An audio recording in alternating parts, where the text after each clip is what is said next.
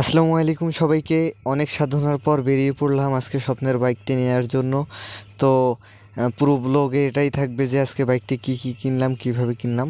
তো বাইকটি চলে এসেছে, আমাদেরকে দেখানোর জন্য নিয়ে আসতেছে সামনে। ভাইটিকে বলার পরে এখানে সামনে স্ট্যান্ড করে রাখার পরে আমরা ভালোভাবে দেখে শুনে নিব। তো ভাইটি এখানে আমাদের জন্য নিয়ে আসলো বাইরে, এখানে এখন স্ট্যান্ড করে রাখতেছে। তারপরে ভাই সরে গেল বাইকটি রেখে। আমি দুই একটা ভিডিও করে ফেললাম, কয়েকটা অ্যাঙ্গেল থেকে ভিডিও নিয়ে নিলাম, চার পাঁচটা পিছনটা ভালোভাবে দেখে তারপরে ভিডিওটা করে ফেললাম।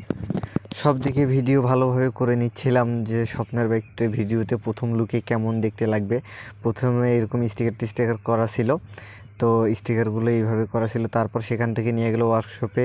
এখানে হাইড্রোলিক মেশিনের সাহায্যে আমার বাইকটিকে উপরে উঠাই লক করে দিল। দেওয়ার পরে ভাইটি স্প্রে গান, অর্থাৎ যেটা দিয়ে বাইক ওয়াশ করে বাতাস দিবে। এখন একটু পরে দেখব যে ওটার সাহায্যে বাতাস দিতেছে আমার গাড়িটাতে, ধুলাবালুগুলো ঝেড়ে নিচ্ছে ভাই ওয়াশ করে, এবং পিছনে স্টিকার যেগুলো প্রয়োজন ছাড়া সেগুলো সরাই ফেলতেছে, ফুলভাবে ক্লিন করে ফেলতেছে। এবং উপর নিচ, সিটের নিচ সব পাশে উনি নিজে থেকেই ভাই খুব ভালোভাবে পরিষ্কার করতেছিল, আমাকে অবশ্য আলাদাভাবে কিছু বলতে হয়নি। তো আমি এখানেও একটা রোল করে আমি দেখতেছিলাম যে কি করে না করে। তো উনি বলল যে একটু সময় লাগবে, আপনি বসে দেখুন। তো আমি বললাম আমি বসবো না। এইদিকে ভাইয়া এবং রিফাত স্যার সহ তারা টাকা গুনে এদিকে কাগজপত্রের যত কাজ ছিল সেগুলো করে ফেলতেছে।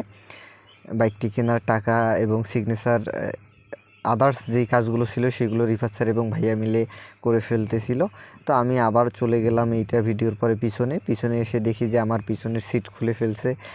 এটা চাবি দিয়ে খোলা যায় এবং পরে সামনের সিটটা খোলার জন্য নাট ইউজ করতে হয়, ইউজ করতে হয়। তো ওটা খুলে সামনটা ওয়াশ করে কী কাজ ছিল সেগুলো করে নিচ্ছিল ভাইটা খোলার পরে। তো সেটার ভিডিওটা সেইভাবে করে নেই। আর সামনটা খুলে ফেললো, আমি পিছন ব্যাক সাইডটা আরেকবার তুললাম। এটার নিচে কার্বোরেটরটা, অক্সিজেন যেটা আমাদের ফিল্টার, সেইটা দেখলাম যে এখানে ভিতরে আছে। ভাইকে জিজ্ঞেস করার পর বললো ভাই এখন ব্যাক সাইডটা খুলতেছে, এখান থেকে ব্যাটারিটা বাইর করে ফেলবে, কারণ নতুন ব্যাটারিতে চার্জ থাকে না। চার্জ করার জন্য এখান থেকে ব্যাটারিটা খুলে চার্জে লাগাবে। এখন ব্যাটারিটা এখান থেকে খুলতেছে। তো এখানে নিয়ে আসার পরে এখানে চার্জে লাগাই দিচ্ছে। এটা হলো কুইক চার্জার, এটা খুব ভালো। এখানে অন্যান্য আরও দুইজনের দেখলাম যে একজনের ব্যাটারি চার্জ হচ্ছে, পাশাপাশি আমারটাও চার্জে লাগাই দিল। তো ফাইনালি আমার বাইক কমপ্লিট হয়ে সামনে চলে আসলো। সামনে দিয়ে একটা পিকচার নিলাম, ভাইয়া সহ পিকচার নিলাম। ভাইয়ার হাতে চাবি তুলে দিল, সেইটা সহ পিকচার কিছু তুললাম।